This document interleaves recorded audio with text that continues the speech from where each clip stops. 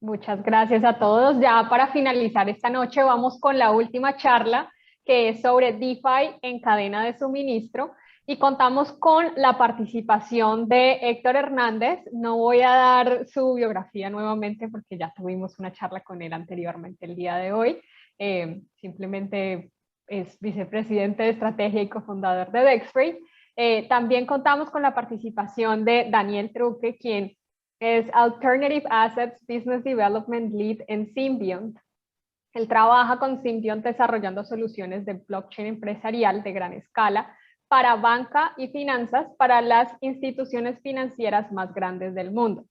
También es socio fundador de Satoshi Capital, que incuba fondos de estrategias algorítmicas de inversión en criptomonedas. Su enfoque es en transformaciones digitales, tecnología de finanzas e iniciativas de crecimiento para banca comercial, bancos centrales, gobiernos y corporaciones líderes.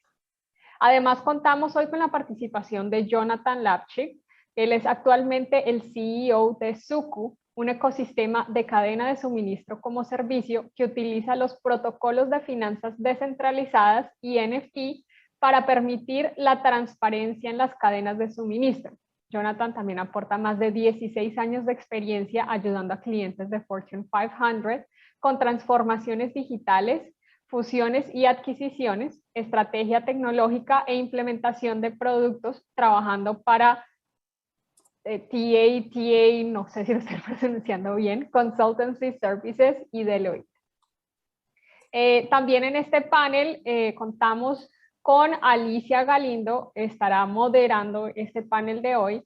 Tiene un doctorado en contaduría con enfoque en sustentabilidad en la Universidad Autónoma de Nuevo León, en codirección con la Universidad de Extremadura en España. También tiene una maestría en finanzas y un MBA. Actualmente es parte del Sistema Nacional de Investigadores del CONACYT con el nivel candidato.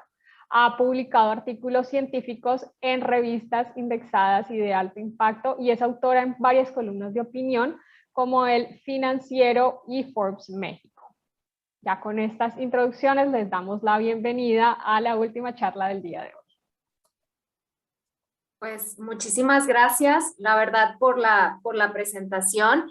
Y híjole, la verdad es que me toca un panel increíble con Héctor, Daniel y Jonathan, unos perfiles increíbles. La verdad es que estoy impresionada de todo lo que ustedes han logrado en sus carreras. Y bueno, se trata en este espacio de platicar básicamente cómo nos ayuda, al ser mi perfil, y perdón, aquí voy a hacer un pequeño paréntesis, muy académico, pues yo quiero saber todo desde las bases. ¿En qué nos ayuda la tecnología del blockchain en esta parte de las cadenas de suministro? No sé si Héctor quieras comenzar y después nos vamos con Daniel y después con Jonathan. Yo creo que la gente se va a aburrir de tanto escucharme la voz a mí. Empecemos con Daniel y Jonathan. Con Daniel he tenido chance de compartir recientemente, pero con Jonathan tengo rato de no conversar y no compartir panel, así que démosle la palabra a ellos mejor. Adelante, Jonathan. Buenísimo, bueno, gracias por la invitación, un placer estar acá. Mi nombre es Jonathan, soy el CEO de Suku. Nosotros hacemos soluciones de transparencia y autenticación para marcas. Arrancamos haciendo trazabilidad con el objetivo de ayudar a marcas a ser más transparentes, siempre con el objetivo de lograr conectar las marcas con consumidores más conscientes, entendiendo que hay un mercado que busca este tipo de productos transparentes y que más que nada busca la verificación de lo que las marcas dicen. Y para verificar que una marca diga que es orgánica o viene de tal lado o se produjo de tal manera, es que hicimos una solución de trazabilidad que lo que hace es cuenta historias. Y cuenta historias de los productos que las marcas venden, y esa historia es verificada, y al verificarse entonces logramos que el consumidor decida elegirla. Hay un número ahí de Unilever, algunos años atrás, que habla de un mercado de 2.5 trillones de dólares en lo que es el mercado sustentable, y hay un grupo de consumidores que quiere comprar ese tipo de marcas transparentes, pero no lo hace porque no confía en lo que le dicen. Entonces, al final, el gap ahí es la falta de verificación, y ese es un mercado de 1 trillón de dólares. Para nosotros, cuando vimos esa oportunidad hace unos años, creíamos que la forma de resolverla era en un sistema descentralizado, donde las marcas no puedan tener, o sea, no solo vos confíes en lo que la marca te dice, sino que puedas confiar en lo que la cadena entera te está diciendo, ¿sí?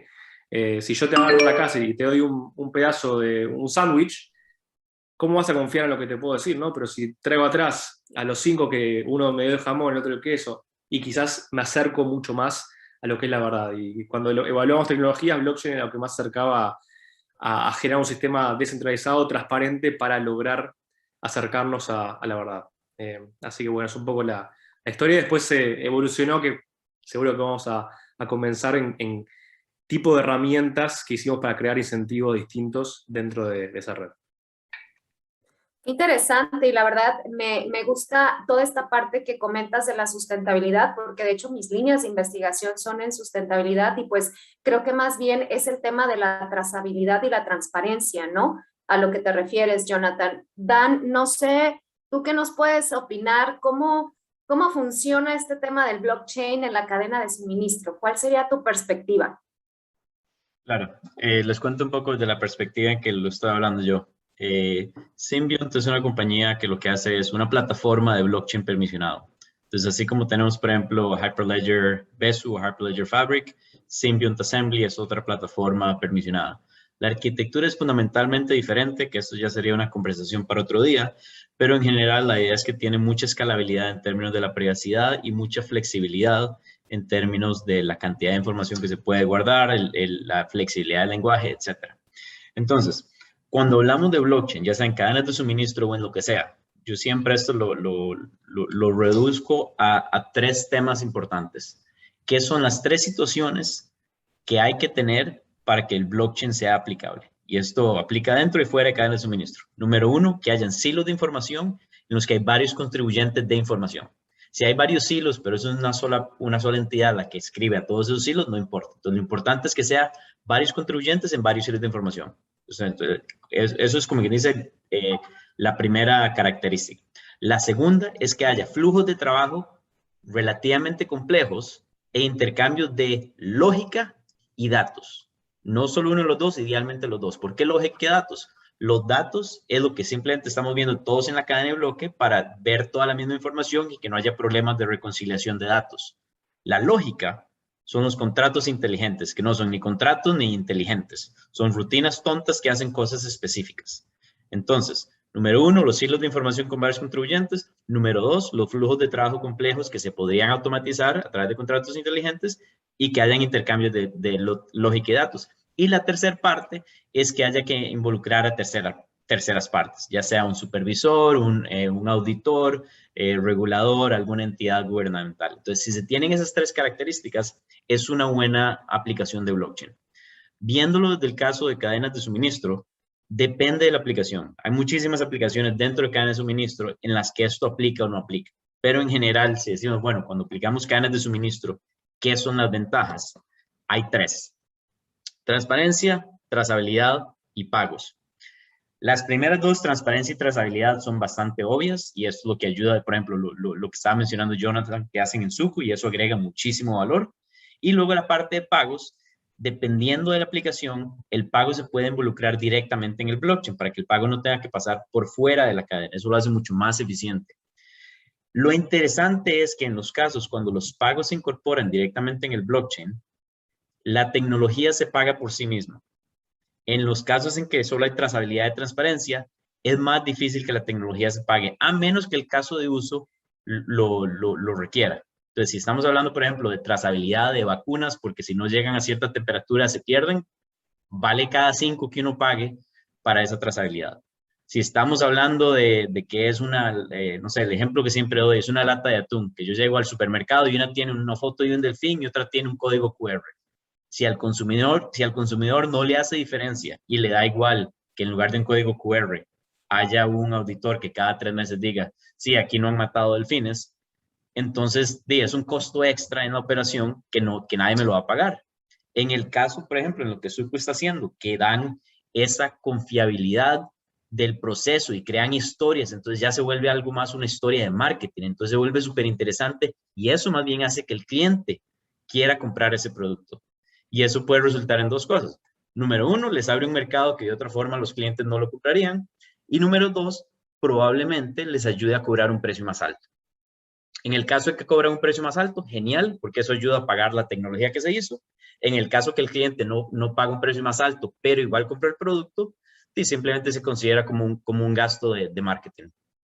Y también en otros casos de uso de cadena de suministro, puede ser un gasto operacional necesario para tener la trazabilidad, para ver de dónde vinieron ciertos lotes de comida o de productos o lo que sea, en caso de que algo salga mal, vaya algo que cambiar, o por temas para luego habilitar lo que estaban hablando en el panel anterior, de poder tener servicios de seguros, de financiamiento, etcétera.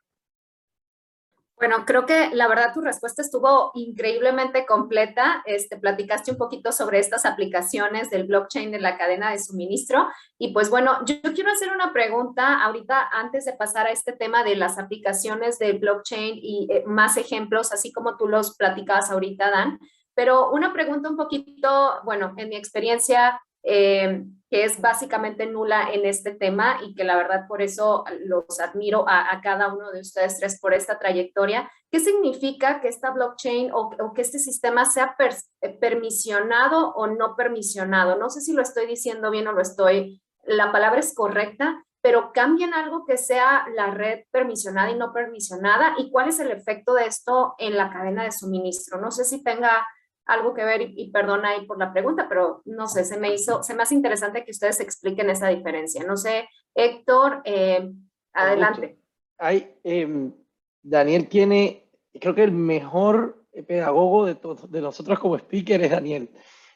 Siempre tiende a simplificar temas bastante complejos en números, en 1, 2, 3, y es fácil de entender. Entonces yo ahora le voy a pasar la palabra a él, pero antes de seguir con esa pregunta, hablando de lo que estabas haciendo en la pregunta anterior, cuando él hablaba de silos, entonces en el caso de nosotros en Dexfrey, si tú miras la cadena de suministro, nosotros estamos en una parte más pequeña, en un subset, que es el movimiento de los productos, lo que es la logística, cómo llevamos un producto del punto A al punto B. Y en el punto A al punto B estamos específicamente dentro de un segmento que es una vertical, que es el transporte de carga terrestre. Entonces, vamos haciendo zooming, y en esa partecita donde estamos nosotros en Dexfrey, cumple con cada uno de los requisitos que Daniel estaba hablando. Entonces, por ejemplo, el transporte de carga de Estados Unidos, lo comenté al principio, es un mercado de unos 700 billones de dólares en Estados Unidos, y tiene la primera parte que hablaba Dan, que es silos de información. Entonces, tiene multiplicidad de actores, un mercado extremadamente fragmentado y todos funcionan, tienes 17.000 brokers, cada uno es una red, y muchos análogos, pero muchos ya digitales. Entonces, esos son silos de información. Entonces, ese es un primer problema. El segundo, procesos, ¿no? Procesos aislados en cada uno de esos silos. Cómo los conectas y cómo haces que esos procesos, usando contratos inteligentes, se automaticen y se sincronicen, evitando llamadas telefónicas o conexiones punto a punto vía API, etcétera, etcétera. Luego tienes la parte financiera, que es súper importante. Entonces, ya sea usando escrow, como se aplica mucho a transacciones internacionales, pero tienes pagos a través de fronteras, tienes pagos de acuerdo a servicios prestados, pagos fraccionales. Por ejemplo, que un camión puede recibir el pago no cuando entregó la carga, sino cada milla que va recorriendo. Entonces, es una serie de eficiencias que se pueden agregar usando esta tecnología. Volviendo a tu pregunta de permisionada y no permisionada, pues la palabra lo dice todo. Para poder acceder a la red tienes que tener un permiso, y ya quien te da ese permiso pueden ser los otros miembros de la red, o quien la creó, quien la administra, en fin, hay todos los sabores aquí. Yo nací, digamos que yo ingresé al mundo de blockchains viniendo del mundo de la blockchain pública. Yo soy Bitcoiner, confesado, digamos, no soy cypherpunk como Baltasar, porque no lo conocía a tiempo, si no lo sería, y no tengo las habilidades técnicas, pero soy gran creyente en el poder que tiene esta tecnología para liberar, para habilitar intercambios de valor, distribución equitativa de valor, a través de fronteras, separado de gobierno. O sea, yo soy firme creyente de eso. Y nosotros arrancamos en redes abiertas porque creíamos en esa filosofía. Luego comenzamos a ver lo que decían un poquito en la llamada anterior, casos de uso. Yo estoy totalmente de acuerdo, digamos, parcialmente de acuerdo con Adrián al principio, y yo estaba totalmente orientado. Si no es abierto, no, pero era más filosófico. Pero cuando entiendes el caso de uso de IBM, por ejemplo, ellos están buscando unas redes que tengan esas características que le va a permitir a Dan que las explique con su pedagogía. En el caso de nosotros, hemos ido encontrando, afortunadamente, porque la tecnología va moviéndose a una velocidad vertiginosa. Yo no creo que de pronto el Internet, cuando arrancó, la velocidad que se van dando es imposible estar al día con todo el desarrollo. Entonces, gracias a esa velocidad, nosotros hemos contado con que hay otros equipos que han resuelto problemas que ya nosotros habíamos identificado, y gracias a Dios, gracias a eso nos hemos podido mantener en el espacio de redes abiertas no permisionadas. Pero entiendo que hay un sector financiero robusto, por ejemplo, que tiene otro tipo de preocupaciones y casos de uso que necesita redes donde la resistencia a la censura, por ejemplo, que necesita Bitcoin, no es necesaria. Y de hecho, si la implementas sin necesidad, es muy costosa. Entonces, en el caso nuestro, digamos que aplicamos como blockchain, cumplimos con los requisitos que hablaba Daniel, estamos en el mundo no permisionado, no estamos, además, creemos en que la interacción entre redes abiertas y redes permisionadas es totalmente posible. De hecho, hemos venido hablando de hace tiempo ya con Symbion y con IBM, cómo hacemos cosas juntos. Creemos en ese mundo multichain. Pero ya la parte teórica y pedagógica se la paso a Dan para que les explique un poquito más la teoría, que siempre que lo explica me parece que yo siempre me extiendo y no llego el mensaje. Pues, Dan, no sé si nos podrías explicar esta parte de redes cerradas, permisionadas, no permisionadas, y cuál es su efecto en esta aplicación en cadenas de suministro. Sí, en lo más básico, blockchain en sí es una tecnología que ayuda a coordinar diferentes entidades. Cuando hablamos de público o privado, eso tiene que ver con el algoritmo de consenso. De hecho, digamos, hasta el mismo white paper de Satoshi nunca mencionó la palabra blockchain.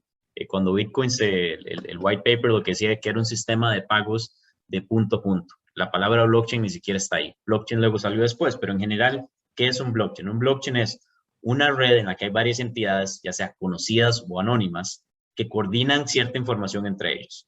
Entonces, ¿qué define qué es una cadena permisionada versus una cadena pública? El algoritmo de consenso. O sea, el algoritmo de consenso es cómo los nodos deciden qué se escribe a ese libro global que todos están viendo. En el caso de algunas cadenas permisionadas, no hay un libro global, sino que los nodos se comparten directamente de punto a punto, pero esa ya es otra historia. Igual tienen cierto algoritmo de consenso para ordenar las transacciones, a pesar de que cierta información va de punto a punto.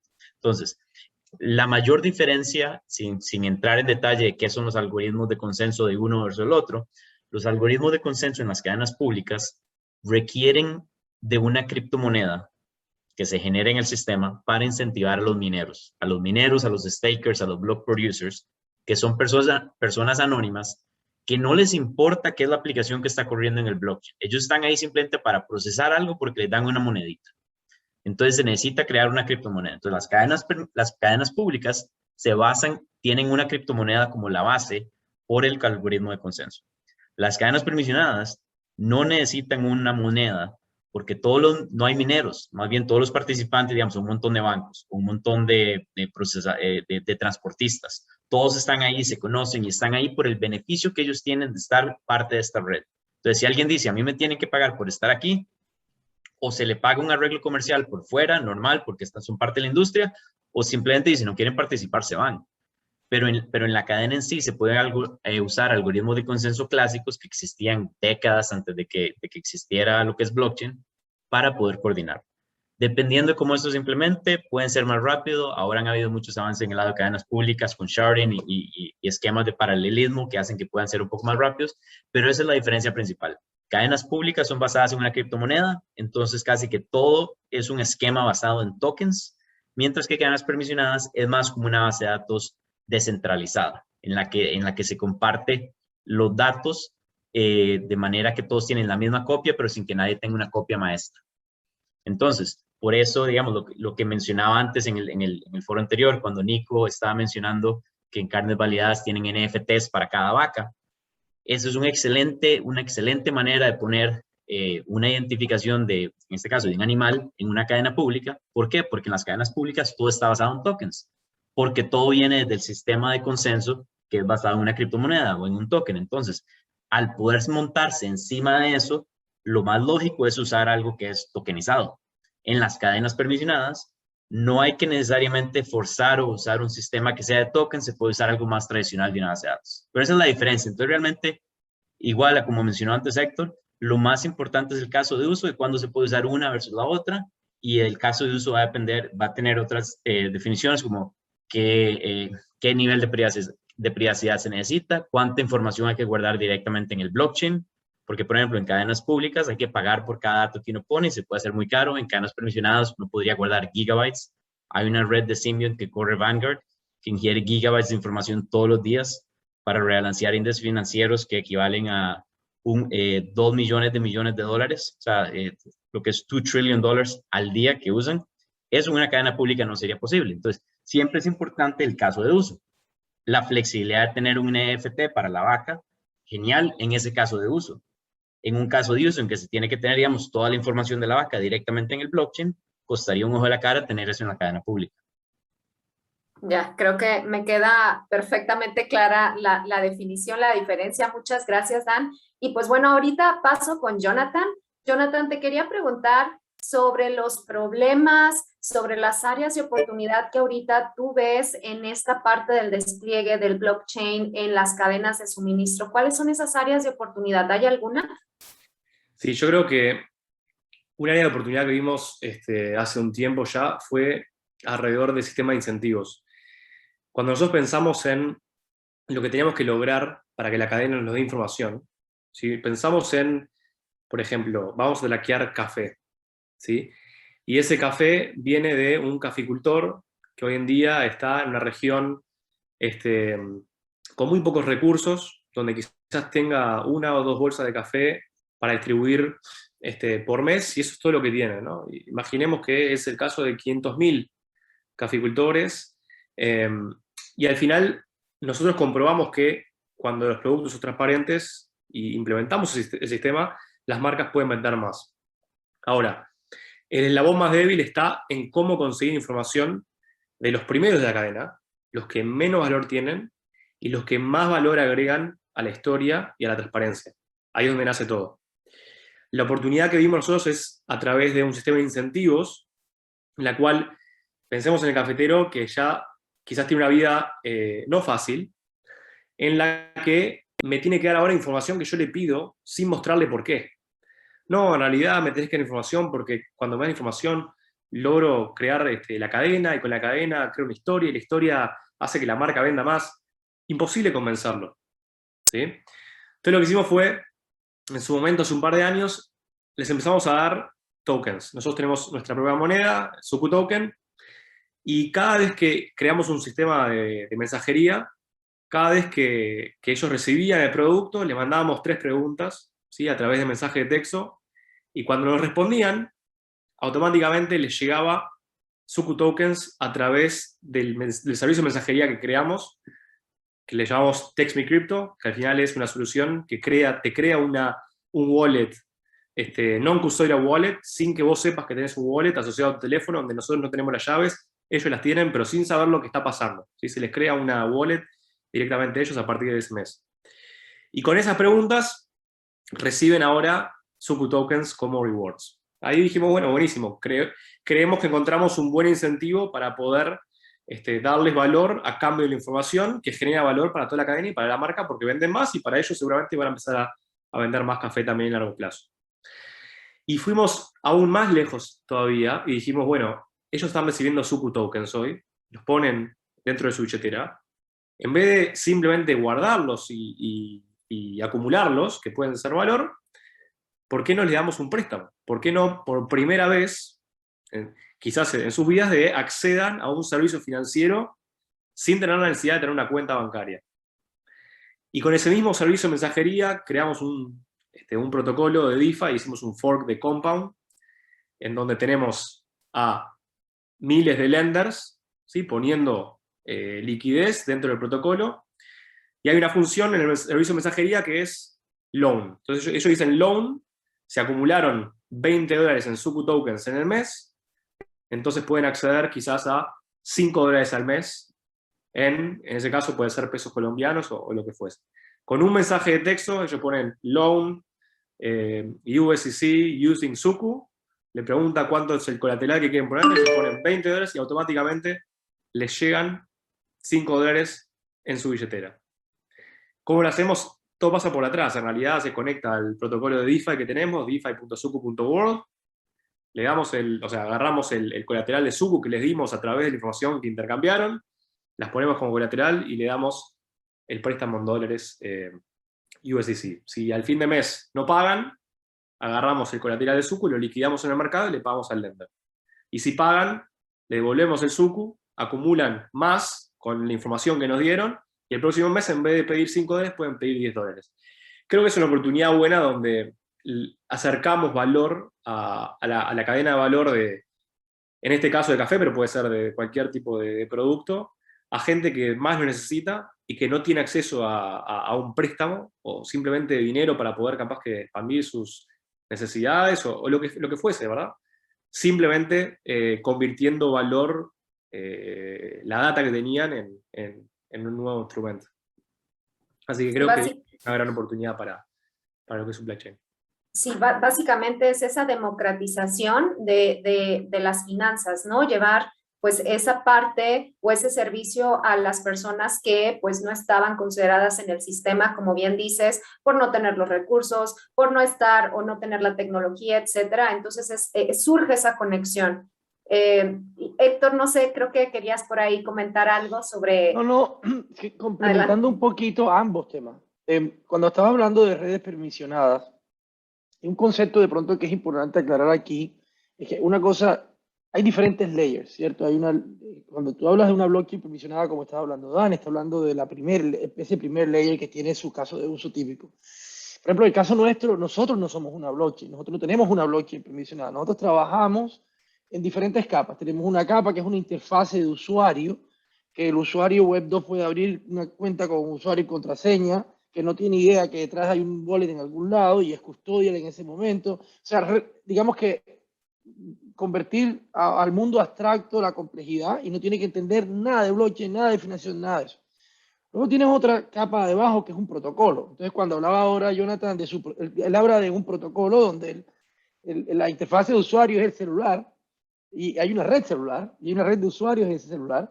Pero el protocolo es el que le permite, son las reglas del juego con las cuales él sabe que va a obtener ese loan y del otro lado está el que provee la liquidez, ¿no? Ese es el protocolo.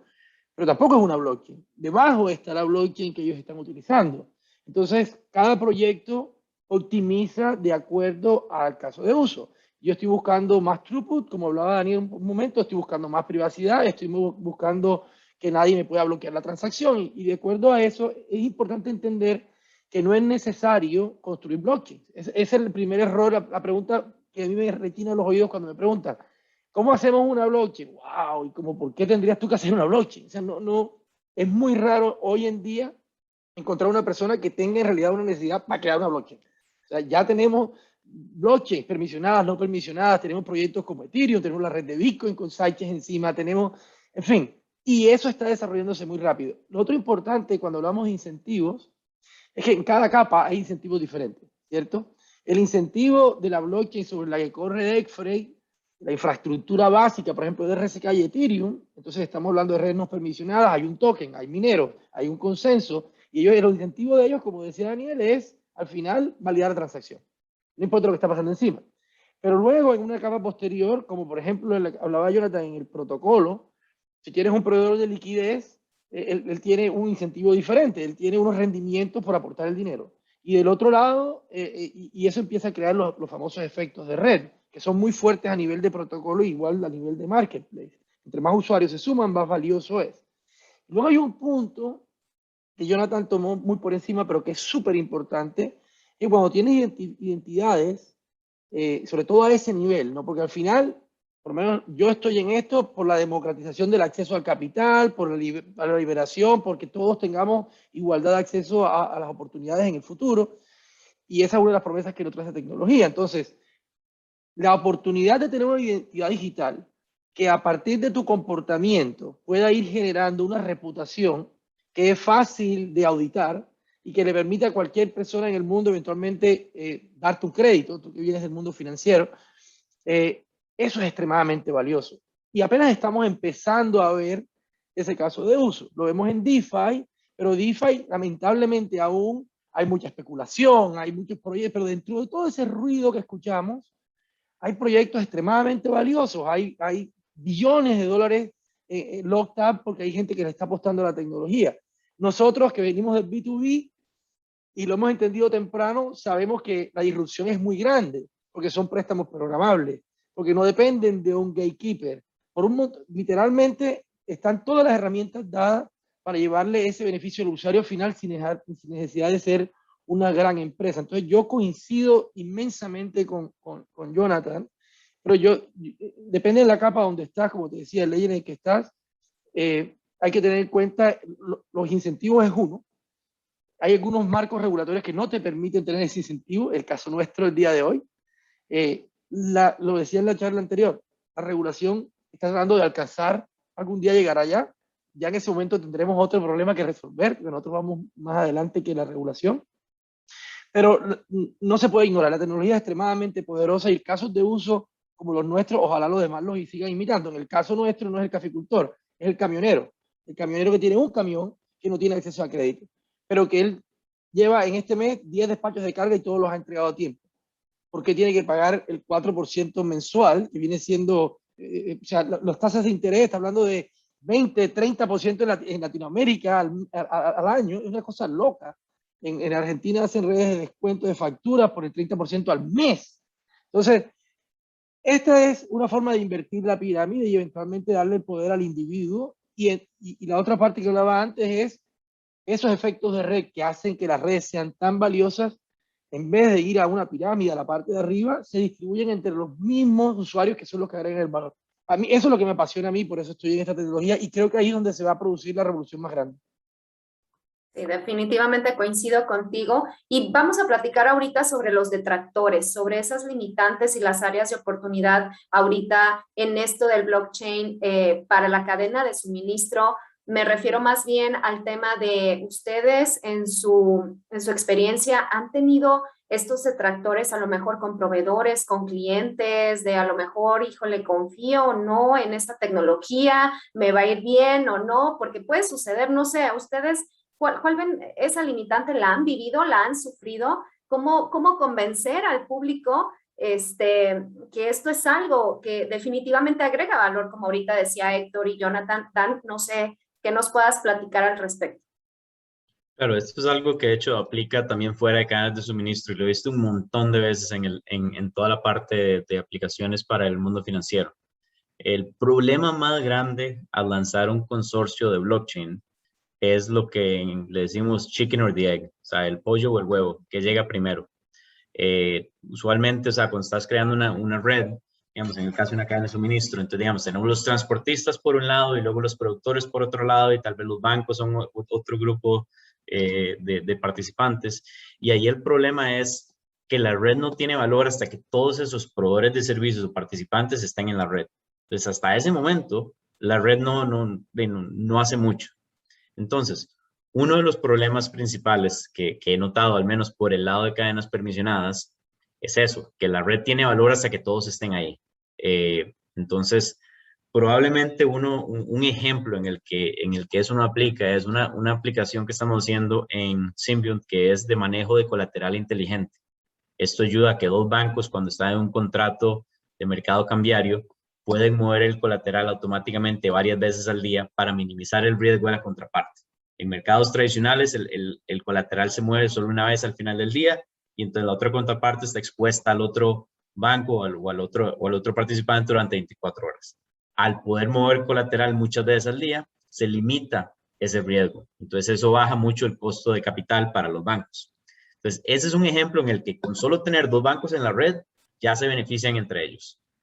Pero usualmente es la minoría de los casos de uso. En general, en estas redes, en cadenas de suministro en especial, tenemos muchos participantes, hasta que no estén todos, nada ganamos. Si tenemos todos los transportistas, genial, pero necesitamos a alguien que tenga los productos o algo que los transportistas van a mover.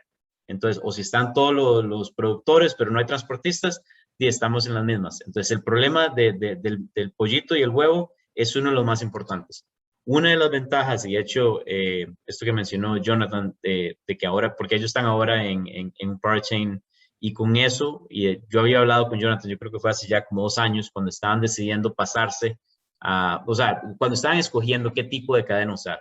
Y yo les estaba mencionando lo que estábamos haciendo en Symbian con permisionadas, y ellos lo tenían muy claro, que ellos querían tener en una cadena pública algo porque querían tener un token. Ese token, de hecho, es una de las ventajas que tienen las cadenas públicas, si la regulación lo permite, porque los tokens, al poderlos repartir como incentivo, ayudan a incentivar a que la gente entre a la red antes de que estén todos. No eso que todo el mundo dice, bueno, yo entro cuando entren en el resto. Aquí la gente dice, bueno, yo entro porque tengo un incentivo, tengo tokens. Entonces eso ayuda a que todos lleguen. Entonces, en un gráfico que vi una vez que era muy interesante, bastante simple, simplemente dice, al principio cuando uno tiene una red, empieza a aumentar el número de participantes. El problema es que al principio, cuando se está aumentando, no hay suficiente actividad. Entonces lo que se hace, si hay tokens, los tokens básicamente empiezan, se reparte un montón de tokens, mientras la participación empieza a subir y al final ya uno no tiene que dar tantos tokens y ya la red llegó a un nivel de masa crítica. Entonces, eso es algo que tienen una como ventaja las cadenas públicas. Hay otros temas de arquitectura que, por supuesto, tienen ventaja las cadenas permisionadas, que igual depende del caso de uso. Otros problemas que hemos visto es situaciones en las que alguien agarra, crea una red y luego terminan ya sea corriendo la interfase para todos, participando en todos los canales de privacidad o corriendo nodos para otros participantes de la red. Entonces, a final de cuentas son blockchain porque están corriendo un blockchain, pero no porque están descentralizados. De nada sirve crear un blockchain en cadenas de suministro, digamos, y que yo le corra un nodo a cada grupo de transportistas, le corra los nodos a los bancos, y yo soy el que pongo la interfase de usuario, porque a la hora de llegar, si ya están confiando en mí, en que yo les corra todo, mejor lo pongo en una base de datos centralizada, corriendo en Amazon Web Services, y le sale baratísimo a todo el mundo. O sea, si confían en mí, no hay problema. El punto de blockchain es eliminar los problemas de confianza. Si ya están confiando en mí, que me dejan correr toda la infraestructura, entonces no había problema de confianza para iniciar. Entonces, yo creo que realmente los problemas que yo he visto son entonces el problema de la participación inicial y el problema del uso incorrecto de la tecnología, que al final termina siendo simplemente una infraestructura muy cara que se utilizó mal. Pero en algunos casos ayuda a que la compañía llegara a tener suficiente marketing o hype en el mercado por ser una compañía de blockchain, y de algo le sirvió. Pero yo creo que esos son los dos lados, la parte de la participación y la parte de utilizar la tecnología a su mayor ventaja. ¿Y cómo bueno, en tu caso, Jonathan, cómo los convences de que, pues, oye, esto es algo que genera beneficios a toda la red, beneficios económicos que realmente es tangible? ¿Tú a qué te has enfrentado, Jonathan? Primero que nada, increíble que Dante te acuerdes de todo. Eso es más increíble. Pero sí, tuvimos esa decisión hace un par de años y nada, por las buenas razones. En cuanto a lo que es incentivos, creo que es de los temas más importantes cuando querés implementar cambios, ¿no? O sea, que todo el mundo te va a decir que no a los cambios. O sea, no le vas a cambiar el día a día a alguien que lo viene llevando bien y no va a ver el beneficio a corto plazo. Entonces, creo que hay dos opciones. Para nosotros era una, incentivos, ¿sí? De alguna forma te doy algo a corto plazo a cambio de información. O la otra que nosotros llamamos convencer al rey, que era más una estrategia de enforcement. O sea, si vos vas a un Walmart o vas a un líder, en este caso trabajamos con Cencosud y otras cadenas más, si ellos al final están dentro de una iniciativa de querer ser más green, más sustentables, más transparentes, entonces le van a decir a sus proveedores que si quieren seguir vendiendo, entonces se tienen que sumar a la plataforma porque esa es la forma que tenemos nosotros de verificar si son transparentes o no. Entonces, de alguna forma ahí estás haciendo como un enforcement, trayendo a tus proveedores, comunicando qué es la iniciativa que vos querés lograr, y no les queda mucho, ¿no? O sea, no les queda otra que atarse a las reglas y a querer ser más transparentes, que al final beneficia a todos, a consumidores, a los suppliers, porque seguramente van a vender más, a diferenciarse. Entonces creo que esos son los dos caminos que se pueden agarrar, pero desde ya que todo el mundo va a estar, las empresas van a estar siempre diciendo que no al cambio, y hay que encontrarle la vuelta a través de esos dos caminos, me parece, para llegar a algo. Y en el caso nuestro, estoy totalmente de acuerdo con Dani y con Jonathan, el tema de haters will hate. ¿ok?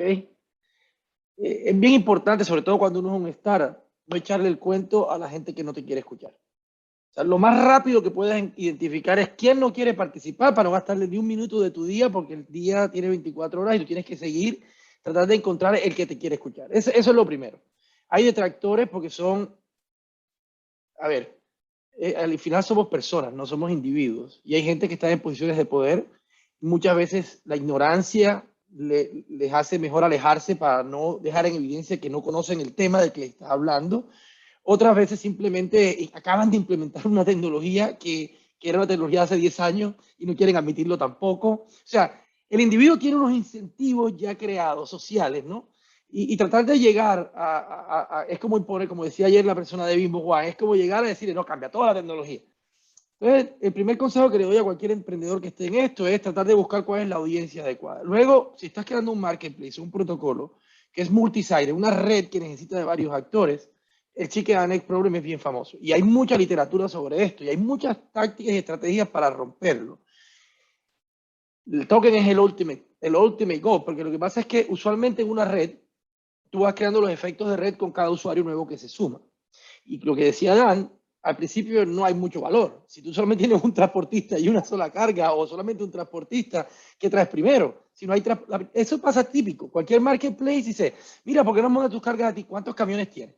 Y si llegas con los camiones, mira, tengo los camiones aquí, la camionera dice cuántas cargas hay disponibles. Entonces, pero hay tácticas que se pueden implementar. Hay un libro muy bueno sobre esto que se llama Platform Revolution, que Sangeet Paul Chowdhury y otros dos profesores más escribieron, que es excelente sobre cómo romper el Chicken and Egg Problem. Luego hay un montón más. Pero nosotros utilizamos a nivel del marketplace, que es la parte, digamos, que es centralizada, corriendo sobre protocolos descentralizados de esas tácticas. Tienes unos value units. ¿Qué hay de valor que yo le puedo ofrecer a este usuario? Si no es un token, para que se sume. Y si la unidad de valor es una carga, ¿dónde puedo traer las cargas si solamente tengo un lado de la ecuación? Entonces tú ves, sobre todo en business to business, que hay muchos protocolos o marketplaces que se lanzan unilateral. Yo le voy a proveer una unidad de valor al usuario. No necesariamente todavía te voy a dar el camión, pero por ejemplo, si entras a esta página, tú puedes ver cuál es la tarifa que está pagando el mercado. Ya después que tienes un montón de gente que está trabajando todos los días por ver la tarifa, les ofreces el camión. Entonces, hay tácticas y están bien descritas que se pueden utilizar. En el caso pero la ventaja del token es que el valor no tienes que crearlo desde el principio.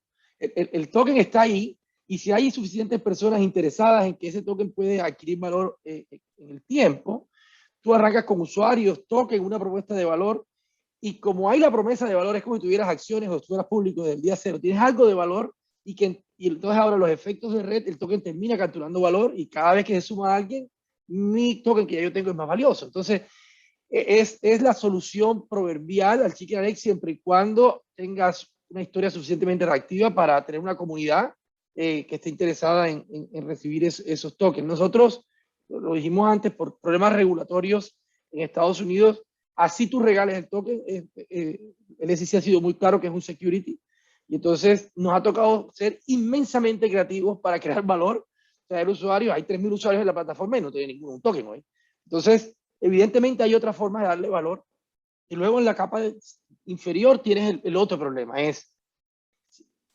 Nosotros usamos esa estrategia de Jonathan, la del rey, la usamos. O sea, nosotros, y de hecho empezamos con un broker de la cual yo era socio y le digo, bueno, si tú quieres trabajar conmigo, tienes que hacerlo a través de esta plataforma. Pero eso tiene bastante fricción. Y luego estamos trabajando de manera cerrada, un poco lo que decía Daniel, no había nodos, éramos nosotros mismos usando la blockchain. ¿Cómo agregamos a los otros? Entonces, cuando tú miras otros marketplaces, por ejemplo, Uber, Freight Convoy, 123 Loadboard, DAT, todos los que ya están ahí, el protocolo está diseñado para integrar esos marketplaces. Y ahí es seleccionar quién es el ideal. Si tú estás en una posición de liderazgo como estaba Blockbuster, a lo mejor ignoras a Netflix. Pagas el precio, pero ignoras a Netflix porque estás en la posición de poder. No me interesa innovar, yo estoy cómodo, estoy produciendo mucho dinero. Pero si tú eres un emergente y estás buscando el edge, a lo mejor esa es la persona interesada en probarlo hoy. Si le estás echando el cuento a la persona equivocada, es mi conclusión, muévete y trata de identificar quién es el que te puede escuchar y con eso vas a andar. Y Alicia, lo vemos todos los días. Nosotros intentamos con empresas todos los días y recibimos toda clase de objeciones por las cuales decir no. Y también encontramos empresas de todo tamaño que dicen, yo no sé cómo se hace esto, pero vamos a probarlo. Pasó ayer con una compañía de 500 camiones. Entonces, hay mucha literatura sobre el tema, simplemente no se sientan decepcionados cuando le digan que no, simplemente muévanse rápido a encontrar el que dice que sí. Sí, definitivamente. Y ahorita que mencionaste este libro, que por cierto lo voy a, Dan por ahí ya puso en Amazon donde está el The Plan from Revolution, lo voy a comprar. Fíjese que también habla mucho y me hace mucho sentido con este tema del comportamiento humano, ¿no? Cómo tendemos a rechazar algo que todavía es nuevo, que todavía a lo mejor no sabemos, pues es parte de la adopción, ¿no? Yo creo. Estoy leyendo también un libro sobre The Psychology of Money, que también nos habla muchas veces de cómo seres humanos tomamos las decisiones en cuestiones de dinero y otras cosas, ¿no? A veces tendemos pues, esa parte de desconfiar, que es parte del cambio, pero es una realidad que ya está. Y de hecho, parte de los beneficios tangibles que aquí yo me atrevo ahorita a resumir con ustedes, pues en la cadena de suministro es prácticamente el garantizar, y ustedes corríjanme si lo estoy traduciendo bien, es garantizar esa procedencia de los productos, garantizar también calidad, garantizar también a lo mejor también temas de pronósticos en el seguimiento de tus productos, cuánto vas a vender, cuánta es tu demanda, cuánta es tu oferta, y pues también todos estos temas relacionados a la parte y a la hora de posicionar un producto y en los temas también de sustentabilidad, ¿no? Yo creo que es esa parte de transparencia que te da. Y en base a esto, ¿cómo ven ustedes estos cambios o este mercado hablando a través de cadena de suministro de 5 a 10 años? ¿Ustedes creen que esto sea parte del lenguaje común? ¿Creen que vayamos a ver más revolución tecnológica en esto? ¿Ustedes creen que se pueda innovar más, aparte de tener toda esta tecnología? ¿Cuál es su expectativa de aquí a 5 o 10 años? ¿Se va a adoptar más? Yo tiendo a que sí, pero ¿ustedes cómo lo ven? No sé, Dan, por ejemplo, ¿tú qué opinas? A mí me parece fascinante porque en este momento tenemos muchísima innovación por el lado de cadenas públicas y a la misma vez empezando a tener cierta masa crítica de adopción de cadenas permisionadas en el mundo financiero. Entonces, por el mundo de cadenas públicas, me fascina, por ejemplo, el uso correcto de NFTs. Sigo hablando de lo que Nico está haciendo con carnes validadas, con las vacas. Perfecto, excelente uso de NFTs y no me voy a poner a hablar de NFTs porque aquí les hablo 45 minutos tirando veneno. Ese es el uso como los NFTs se deberían usar, para representar un bien material que existe fuera de la cadena, o sea, un registro de propiedad o un registro de existencia. Excelente caso de uso. Jonathan ahora estaba mencionando el caso de DeFi para financiamiento de los mismos productores en la cadena. Fantástico caso de uso, muy buen atinado eso. De hecho, ese no me había enterado, entonces felicidades con eso y espero que les vaya bastante bien con ese método. Por el lado de cadenas permisionadas, realmente lo que sigue aquí es más integraciones ya con instituciones financieras establecidas. Por ejemplo, un proyecto en cadenas, en tokenización de granos de café que yo trabajé en Honduras, lo que estaban haciendo, el problema ahí era que aparte de la creación de crear contratos de compra y venta directamente entre el productor y el comprador para evitar todos los intermediarios, así el productor puede vender un precio más alto y a la misma vez el comprador está comprando un precio más bajo y a los que se están comiendo básicamente esos intermediarios. Aparte de eso, otro tema que estaba pasando en ese país y pasa en muchos países es que el gobierno tenía un fondo renovable de $21 millones. Pero el gobierno no tenía, como quien dice, la maquinaria para poder darle eso a los agricultores. Y era un fondo de préstamos. Entonces, ¿qué se hizo? Se creó un sistema en el que los bancos podían conectarse a esta red para entender, bueno, para tener visibilidad del inventario que tenían los agricultores, lo que estaban produciendo, y a la misma vez en el sistema, cada vez que el agricultor le vendía a alguien, automáticamente se le repagaba parte de esa venta al banco. Entonces ahora el banco tenía visibilidad de inventario contra el que están prestando, más seguridad de pago, porque cada vez que el agricultor vende algo, automáticamente parte le llega al banco. Entonces eso le abre la posibilidad al banco de abrir carteras de crédito que antes no existían. Entonces, sí, por un lado, genial poder encontrar fondos de crédito, o sea, fuentes de crédito en masa usando DeFi. Por otro lado, hay otros fondos enormes centralizados que da el gobierno que no se pueden distribuir por falta de maquinaria, como quien dice. Entonces, yo creo que por ese lado la innovación va a llegar por los dos lados. Aquí lo importante es poder conectar y reducir poder conectar participantes y reducir fricciones por los dos lados. En términos de aquí a 5 o 10 años, ¿qué va a pasar? De aquí a 5 años ya muchos países, ya lo que son criptomonedas y tokens y eso se va a aceptar mucho, ya va a ser fácil tener un token o una representación de algo que luego uno pueda colateralizar para un préstamo, para algo más. Entonces eso va a ser algo que va a cambiar mucho. Ya el tema de que alguien le paguen en criptomonedas o algo no va a causar que le cierren uno la cuenta del banco. Ya esperemos que cambie un poco la regulación para que se puedan hacer sistemas de incentivos de tokens, porque por ejemplo lo que menciona Héctor con Dexprite, sería genial que Dexprite pudiera hacer algo parecido a un ICO en lugar de tener que hacer un crowdfunding como lo están haciendo ahora. Sería una manera de conseguir una evaluación más alta. Hay un montón de cosas que podrían ser si la regulación cambia. El problema es que esa regulación está a como está por otra gente que ha hecho cosas malas en la industria. Entonces, cuando tenemos una empresa seria con una buena misión y con un excelente proceso, se ven perjudiciados de que no pueden usar algo que otra gente está usando para hacer fraude. Entonces, esperemos que de aquí a 5 años ya haya más aceptación de lo que es tecnología blockchain, haya más aceptación de lo que son criptomonedas en general y que entonces eso ayude a que la innovación se expanda muchísimo más. Otra cosa que yo quiero que de aquí a 5 años cambie es que alguien por fin resuelva el tema de la identidad descentralizada. Las leyes de privacidad en Europa, el GDPR y luego las leyes de privacidad que empezaron en California, que básicamente fueron copiar y pegar lo que hicieron en Europa, han realmente perjudicado muchísimo la innovación de identidad descentralizada. Entonces, hoy en día, nadie quiere poner ninguna información personal en un blockchain, porque no se sabe qué va a pasar, no se sabe si encriptado y botar las llaves cuenta como borrar la información o no.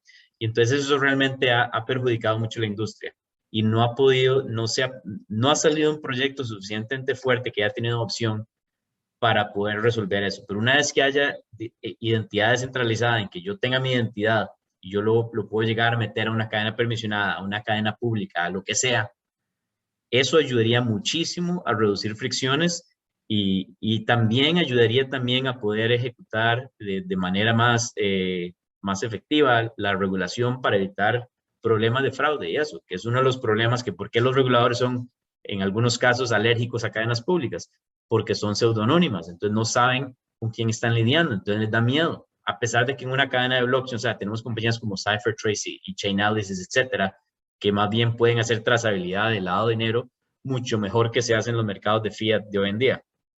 Pero eso es lo que yo espero, que realmente de aquí a 5 años haya más aceptación para que haya más innovación. De aquí a 10 años, lo que he aprendido en 15 años de estar en mercados financieros y ya como 10 años de estar en fintech, es mala idea hacer predicciones a tan largo plazo, porque, o sea, cuando veamos este video de aquí a 10 años, va a decir, Daniel no tenía idea. Entonces, lo dejo a 5 años y hasta eso probablemente me equivoque. Muchas gracias, Dan. Héctor, ¿tú cómo ves esto de aquí? Vamos a dejarlo de aquí a 5 años. Coincido con Daniel. Les contaba antes, la velocidad con la que diferentes equipos en diferentes jurisdicciones, de diferentes etnias, con diferentes lenguajes, están colaborando en estructuras nuevas, con los incentivos adecuados, tan alineados, me hace pensar que 5 años está lejos. 5 años es la nueva versión de los 10 años de los que hablaba Daniel. Y lo hemos visto, lo estamos viendo todo el tiempo. Pero en mi sector, en el que yo estoy, en los próximos 5 años, yo envisiono una disrupción grande a los intermediarios que no agregan valor. Pueden ser intermediarios financieros, intermediarios de las transacciones. Si en realidad no estás agregando mucho valor, ya el cuento de que tú eres la interfaz digital, todo el mundo va a ser digital. Lo estamos viendo hoy en día. Entonces, eso no va a ser una ventaja estratégica de ninguna compañía. La tecnología va a seguir siendo más económica y todas las empresas, por más pequeñas, van a terminar teniendo acceso a la misma tecnología. Entonces, estas redes que hoy en día están enfocadas en el Web 2, en concentrar valor y capturar datos, también las veo en riesgo en el sentido de que el individuo cada vez está siendo más consciente de lo valioso que son los datos que aportan a estas redes y la forma en que son fácilmente víctimas de abuso. Supongo que no haya mala intención en la red, ¿no? Pero simplemente tener que hacer KYC en AML está exponiendo, la regulación que me obliga a hacerlo, está exponiendo a que si yo no tomo los cuidados, no importa qué tantos cuidados tenga, tarde que temprano la información se va a filtrar. Le pasa a los bancos, le pasa a las empresas que tienen registros de crédito, le pasa a las tiendas, a las tarjetas de crédito, en fin. Entonces, la irrupción en los próximos 5 años va a la centralización de datos porque el individuo es más consciente de que los datos son valiosos y no los va a querer entregar gratis. Pienso que eso va a ocurrir, pienso más entre los 5 y los 10, pero entre ahora los 5 años definitivamente intermediación sin valor agregado tiene esos días contados. Y yo creo que la innovación en modelos de negocios, los más inteligentes, los intermediarios hoy, ojo, no digo que todos los intermediarios sean malos, hay muchos intermediarios que generan valor. Lamentablemente son identificados por estar en la mitad de la transacción. No necesariamente muchos de estos intermediarios quieren estar en la mitad de la transacción. Si tú lo piensas, el intermediario en transporte está haciendo las veces de banco. ¿Quiere hacer veces de banco? Seguramente no, pero le toca hacer el papel y estar en la mitad y tener seguro y tener liability. Entonces, a lo mejor hay nuevos roles y ahí es ahí donde es importante las empresas están mirando y los individuos mirando en cómo innovar en modelos de negocio usando toda esta tecnología. Ahora, 10 años, todo el mundo habla de aquí la falta de camiones. Ok, no hay suficientes drivers, los camiones están parados, miren todo el tema de supply chain, está en todas las noticias, ok. Pero, ¿y entonces cuál es el Holy Grail? El Holy Grail es el camión que se maneja solo. ¿Cómo van a contratar el camión que se maneja solo? Y cuando contratas el camión que se maneja solo, ¿cómo va a parar el camión a decidir dónde poner la gasolina? Bueno, la electricidad, porque va a ser eléctrico. Y ese camión que va a poner electricidad, ¿cómo paga por electricidad? Entonces, todo esto, yo veo un mundo de contratos inteligentes. Lamentablemente yo veo como la Matrix donde miro puro contratos inteligentes. Todas las transacciones de gente que no se confía, para mí es un contrato inteligente la solución. Entonces yo sí veo un futuro de aquí a 10 años donde ese camión inteligente se contrata a través de un contrato inteligente y él tiene la capacidad de pagarle a quien le presta el servicio a él. Y sus máquinas pagándose unas a otras con micropagos gracias a esta tecnología que estamos nosotros, en la que estamos trabajando nosotros. Es un poco mi visión. Muchas gracias, Héctor. Adelante, Jonathan. Yo voy a ser un poco controversial. Yo creo, y por experiencia en realidad, porque nos pasó, que al final todo lo que nos pasó en trazabilidad, siempre tratamos de conectar lo que es el mundo físico con un sistema virtual, que es el blockchain, es un sistema de verificación, de consenso. Al final estamos tratando de conectar dos mundos que están desconectados. Y en algún lugar ahí, lo que pasó fue que las mismas marcas que trataban de crear una trazabilidad en el mundo real, en el físico, querían extrapolarse al mundo virtual.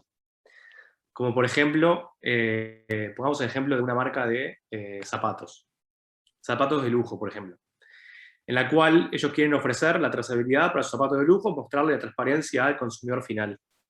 Si ese zapato de lujo, capaz, un zapato que usa un jugador de la NBA, decide utilizarlo, pero después decide venderlo o crear de alguna forma un coleccionable a partir de eso y tener la trazabilidad de ese mundo. Hay un componente ahí en el cual la historia del producto termina en el mundo físico, ¿sí? Y nosotros creemos que la forma en la cual tenemos para verificar los elementos físicos en el mundo físico hoy en día, creo que debería continuar en el mundo virtual, donde se conecta todo lo que tratamos de hacer con blockchain con este mundo físico. Y ahí no estoy de acuerdo con lo que mencionabas un poco, Dan, que es la parte, creo que de NFTs, si bien NFTs como coleccionables, como escasos, como... Sí, obviamente es una burbuja que debería explotar hace rato, pero NFTs como herramienta para extender la vida de productos en otro mundo donde la gente los sigue utilizando, creo que es una herramienta muy poderosa. En el caso de sneakers, por ejemplo, lo que hicimos nosotros fue, hacíamos trazabilidad de sneaker, teníamos un chip, un NFC, con ese chip NFC se generaba un NFT, y ahora el sneaker, vos podés transferir el ownership del sneaker, podés reportarlo como perdido, o que te lo robaron, y determinadas cosas que viven en el mundo virtual.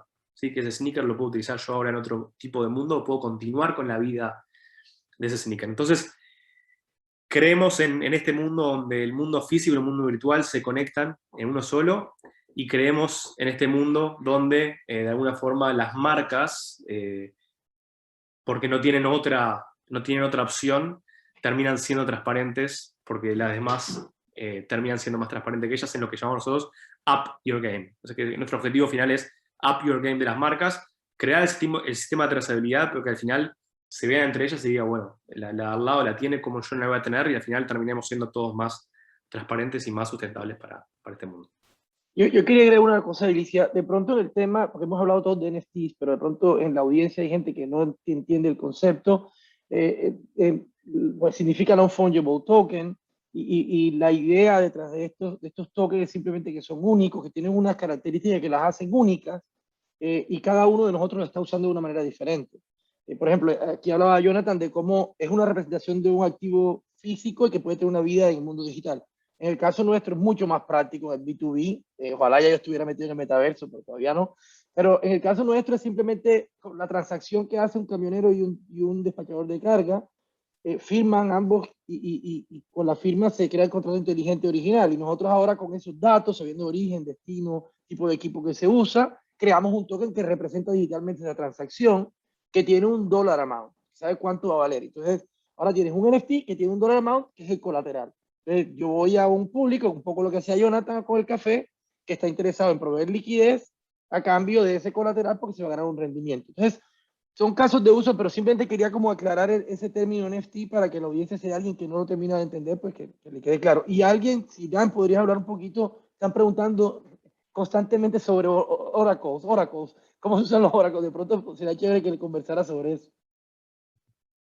Y con respecto al tema de oráculos, esto igual depende también del caso de uso. En general, cuando estamos metiendo información en blockchain, y esto en el panel anterior lo mencionaron, el tema de garbage in, garbage out, solo que en el tema de blockchain es garbage in, garbage forever. O sea, si metemos basura en el blockchain, ahí se queda para siempre. Entonces, idealmente, cuando la información entra al blockchain, tiene que entrar de la entidad confiable que creó esa información. ¿Por qué confiable y por qué que creó la información? Confiable para que no mienta, porque esa persona tiene, o esa entidad tiene la potestad de escribir lo que les dé la gana y el resto van a confiar en ellos. Entonces hay una centralización de confianza en ese caso. Y entonces es importante que sea la persona que la creó para que no sea información de segunda mano. Entonces en general lo que se usa es todo lo que es básicamente dispositivos de entrada automática o Internet of Things Devices, dispositivos IoT, que es una palabra que simplemente, una palabra muy cargada, que realmente lo que significa es cualquier dispositivo vulgar y silvestre, como lo usamos hoy en día, con una integración para que escriba directamente al blockchain. Puede ser desde un lector óptico que puede revisar el color del café para saber cómo está, y entonces eso directamente ponerlo en el blockchain. Puede ser una romana, una pesa que simplemente dice cuánto pesa el producto y escribirlo directamente al blockchain, o puede ser perfectamente la firma de un operario que dice: yo, Daniel Truque, vi que llegó este cargamento y mi firma es lo que dice que eso cuenta. Entonces siempre es importante esa parte. Entonces el tema de los oráculos, realmente en el blockchain, en el mundo de oráculos, es más cuando estamos hablando de traer información que ya existe en otro ecosistema, ya sea en otro blockchain o en otra base de datos centralizada. Entonces el tema, por ejemplo, del clima, del tiempo meteorológico, si eso se necesita para un contrato o algo, se saca del servicio del tiempo meteorológico del país, algo así, que ya es como la fuente oficial. Entonces, oráculos es más cuando la información ya existe y lo que simplemente hay que confiar que alguien la trajo y que no la cambió, mientras que la información que se mete en el blockchain es más la confianza de la persona que está ahí en el momento en que se crea esa información. Padrísimo, creo que yo lo entendí perfectamente, y es básicamente tener esa fuente oficial, o sea, de la información, y traer información de otros ecosistemas y validar que tengas la información correcta y confiable al momento. Pues bueno, se nos acabó el tiempo de este panel. La verdad es que estoy impresionada. Aprendí muchísimo, sinceramente, aprendí muchísimo de ustedes. Muchísimas gracias, Héctor, Dan y Jonathan. Voy a aprovechar ahorita también para invitarlos al TEC de Monterrey a ver si por ahí me pueden dar alguna o regalar alguna plática con mis alumnos. Son temas increíblemente interesantes. Creo que tiene esto mucha funcionalidad y sobre todo el tema de tener pues me quedo con esa parte de la transparencia, me quedo con la parte de esta disrupción, de la innovación, no nada más en cadenas de suministro, sino en muchísimas cosas. Ya hablábamos de temas de finanzas, de sustentabilidad. Jonathan también nos platicaba de esto, Héctor también con lo que están haciendo, tú también, Dan. Entonces, pues bueno, creo que esto llegó para quedarse. Esto es algo que se va a ir adaptando poco a poco a todos los niveles, en todos los negocios. Y pues yo creo que de aquí a 5 años vamos a ver más implementaciones y más disrupciones en este ecosistema. Entonces, pues muchísimas gracias. De verdad aprendí, no tienen idea, muchísimo. Muchas gracias, Dan, Jonathan, Héctor. Y pues bueno, no sé si por ahí hay algunas preguntas en nuestro mensaje. Nada más quería disculparme porque sí, no entendí bien el libro. El libro que nos compartía por ahí, Dan, es Platform Revolution. Y pues bueno, ahí está la liga y creo que no tenemos... sí, no tenemos más preguntas. Ramsés nada más por ahí comenta que estuvo muy interesante la plática, la abstracción de temas hacia los problemas de cadena de suministro estuvieron muy al día y pues bueno, muchísimas gracias a todos. Pues bueno, adelante, no sé si quieran algún comentario final, nada más para despedirse. No, muchas gracias por la invitación a la charla. Sí, no, gracias también a todos. Adelante, Dan, perdón. No, gracias a todos. Me encantan siempre estas charlas porque aprendo bastante y me encanta también oír lo que otros participantes en la industria están haciendo. Mi día a día es más en el mundo financiero, entonces me gusta más cuando me puedo meter en temas diferentes. El lado de cadenas de suministro me fascina. El que quiera me puede buscar en LinkedIn, me manda un mensaje y con gusto siempre estoy dispuesto a hablar con el que esté interesado. Muchísimas gracias, Dan. Igual acá, ya ahí Lauri que me compartió el website nuestro, lo hemos estado repitiendo todos los 2 días. Gracias a Jonathan por sumarse. Pues nosotros les avisamos no con mucho tiempo que íbamos a hacer el Summit, o sea que el hecho de que no hubo una sola persona que invitáramos que dijera que no, lo cual dice mucho de ellos. Gracias a Blockchain Academy México, a la audiencia y por la oportunidad y estamos a sus órdenes. Contáctenos en social media, ahí Lauri les compartió ya el website. Muchísimas gracias, Héctor. Hasta luego, gracias. A ustedes también, gracias. muchísimas gracias, Alicia, Jonathan, Daniel y Héctor, por finalizar nuestro evento con esta maravillosa charla, este maravilloso panel. En estos momentos, ya para cerrar, le voy a dar la palabra a Laura Pulgarín para que imparta unas pequeñas palabras en nombre del equipo de Dextrade y ya vamos a ir finalizando y les comentamos cómo pueden ver las sesiones grabadas. Entonces, Lau, adelante, por favor. Gracias, Camino. De parte del equipo de Dextrade, bueno, ya como lo mencionó Héctor, les damos las gracias a todos los panelistas que muy amablemente abrieron un espacio dentro de sus agendas para compartir todas sus experiencias. Y bueno, así como lo mencionaron también anteriormente, esta es precisamente una de las cosas más increíbles de lo que es esta comunidad blockchain, donde se abren espacios para compartir, para intercambiar ideas y que pues de muchas de estas charlas salen nuevas sinergias, salen nuevas ideas de colaboración entre diferentes proyectos y eso es lo que hace esta comunidad tan única. Y bueno, aprovecho nuevamente, sé que lo hemos mencionado muchísimo durante todo este Summit, para recordarles del crowdfunding de Dextrade que está abierto en este momento. Voy a compartir aquí algunos links y todos, pues si alguna persona está interesada en conocer más o de seguir a Dextrade o unirse a nuestro grupo de Telegram, aquí dejo todos los links de comunicación. Muchísimas gracias, Lau.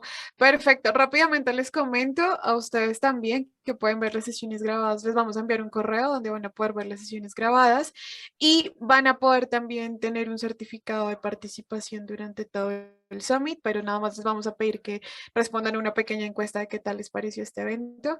Y nada, eso sería todo. Muchísimas gracias a cada uno de ustedes por acompañarnos y nuevamente muchísimas gracias a todos nuestros speakers por estos 2 días tan maravillosos de charlas y de compartir con esta comunidad. Les enviamos un abrazo muy, muy grande y espero que nos podamos ver pronto en un próximo evento. Abrazos a todos. Adiós. Chao, gracias. Chao, Nico. Chao, Jonathan, Dan. Gracias, Cami.